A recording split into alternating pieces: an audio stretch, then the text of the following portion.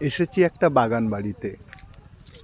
উত্তর ২৪ পরগনার রাজারঘাট ছাড়িয়ে ভাঙড় অঞ্চলের একটা বাগান বাড়ি। সাধারণত এই অঞ্চলে কৃষিজ ফসল এবং মাছের ভেড়ি যথেষ্ট পরিমাণে সুখ্যাতি আছে।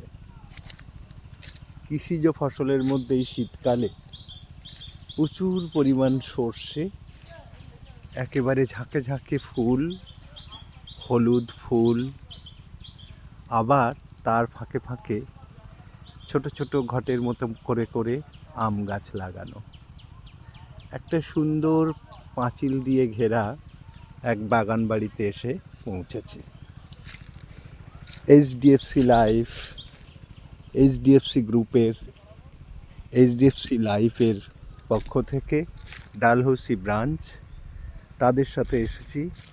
আমি একজন এইচডিএফসি লাইফ অ্যাডভাইজার, তাদের সাথে এসেছি আজকের এই শীতের সকালের পিকনিক করতে। তাদেরই ফাঁক থেকে বেরিয়ে এসে এই নির্জন জায়গায় একটু ভিডিও করে আপনাদের দেখাবো বলে একটা প্রচেষ্টা মাত্র।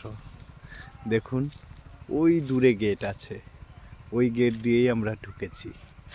তারপর একেবারে সারি সারি গাঁদা ফুল, সর্ষে বাগান, ব্রকলি বাগান, ফুলকপি, বাঁধাকপি, আমের বাগান, সমস্তটাই সুন্দরভাবে পরিপাটি করে সাজিয়ে রেখেছে এখানকার বাগান উদ্যানকর্তা।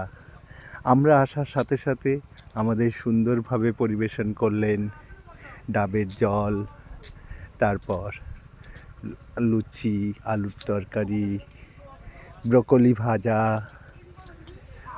আর তার সাথে সাথে চায়ের ব্যবস্থা। এই দেখুন, সমস্তটাই আপনাদের ঘুরে ঘুরে দেখাই। এর মধ্যে জামরুল গাছ, লিচু গাছ বেশ একটা একটা করে সাজিয়ে সাজিয়ে বাগানের বিভিন্ন জায়গায় পরিপাটি করে তারা গুছিয়ে তুলেছে। আমাদের পিকনিক পার্টির আজকের এই সভায় আমরা এসেছি প্রায় ওই ধরে নিন 29-30 জন মতো। সবাই খুব আনন্দ করছে। আমি এইবার তাদের মধ্যে প্রবেশ করব। আপনাদের থ্যাংক ইউ, ধন্যবাদ।